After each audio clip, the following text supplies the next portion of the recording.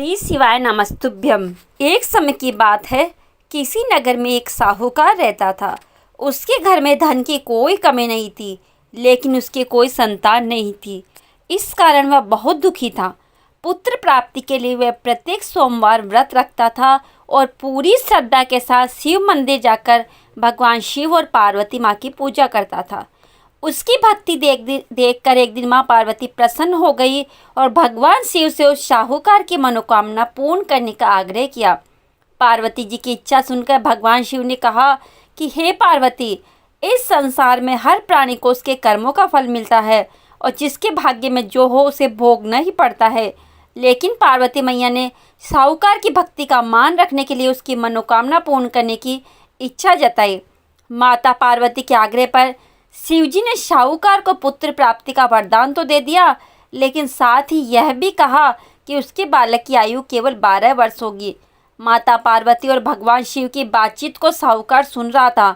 उसे ना तो इस बात की खुशी थी और ना ही दुख। वह पहले की भांति शिवजी की पूजा करता रहा।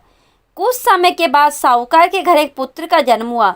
जब वह बालक 11 वर्ष का हुआ तो उसे पढ़ने के लिए काशी भेज दिया गया। साहूकार ने पुत्र के मामा को बुलाकर उसे बहुत सारा धन दिया और कहा कि तुम इस बालक को काशी विद्या प्राप्ति के ले जाओ और मार्ग में यज्ञ कराना। जहाँ भी यज्ञ कराओ वहाँ ब्राह्मणों को भोजन कराते हुए दक्षिणा देते जाना। दोनों मामा भांजे इसी तरह यज्ञ कराते और ब्राह्मणों को दान दक्षिणा देते काशी की ओर चल पड़े। रात में एक नगर पड़ा जहाँ नगर के राजा की कन्या का विवाह था, लेकिन जिस राजकुमार से उसका विवाह होने वाला था वह एक आंख से काना था। राजकुमार के पिता ने अपने पुत्र के काना होने की बात को छुपाने के लिए एक चाल सोची। साहूकार के पुत्र को देखकर उसके मन में एक विचार आया। उसने सोचा, क्यों न इस लड़के को दूल्हा बनाकर राजकुमारी से विवाह करा दूं। विवाह के बाद इसको धन देकर विदा कर दूंगा और राजकुमारी को अपने नगर ले जाऊंगा। लड़के को दूल्हे के वस्त्र पहनाकर राजकुमारी से विवाह करा दिया गया, लेकिन साहूकार का पुत्र ईमानदार था। उससे यह बात न्याय संगत नहीं लगी। उसने अवसर पाकर राजकुमारी की चुन्नी के पल्ले पर लिखा कि तुम्हारा विवाह तो मेरे साथ हुआ है, लेकिन जिस राजकुमार के संग तुम्हें भेजा जाएगा वह एक आंख से काना है। मैं तो काशी पढ़ने जा रहा हूँ। अब जब राजकुमारी ने चुन्नी पर लिखी बातें पढ़ी तो उसने अपने माता पिता को यह बात बताई। राजा ने अपनी पुत्री को विदा नहीं किया, जिससे बारात वापस चली गई।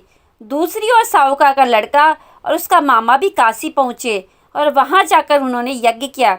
जिस दिन लड़के की आयु 12 साल की हुई उसी दिन यज्ञ रखा गया। लड़के ने अपने मामा से कहा कि मेरी तबीयत कुछ ठीक नहीं है।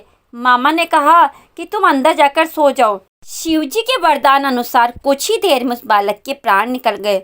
मृत भांजे को देख उसके मामा ने विलाप शुरू किया। संयोगवश उसी समय शिवजी और माता पार्वती उधर से जा रहे थे।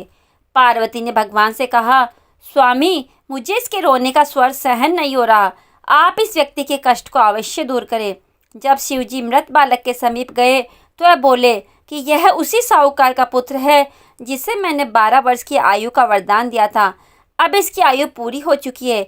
लेकिन मातृभाव से विभोर माता पार्वती ने कहा कि हे महादेव, आप इस बालक को और आयु देने की कृपा करें, अन्यथा इसके वियोग में इसके माता पिता भी तड़प तड़प तक कर मर जाएंगे। माता पार्वती के आग्रह पर भगवान शिव ने उस लड़के को जीवित होने का वरदान दिया। शिवजी की कृपा से वो लड़का जीवित हो गया। शिक्षा समाप्त करके लड़का मामा के साथ अपने नगर की ओर चल दिया। दोनों चलते हुए उसी नगर में पहुँचे जहाँ उसका विवाह हुआ था। उस नगर में भी उन्होंने यज्ञ का आयोजन किया। उस लड़के के ससुर ने उसे पहचान लिया और महल में ले जाकर उसकी खातिरदारी की और अपनी पुत्री को विदा किया। इधर साहूकार उसकी पत्नी भूखे प्यासे रहकर बेटे की प्रतीक्षा कर रहे थे।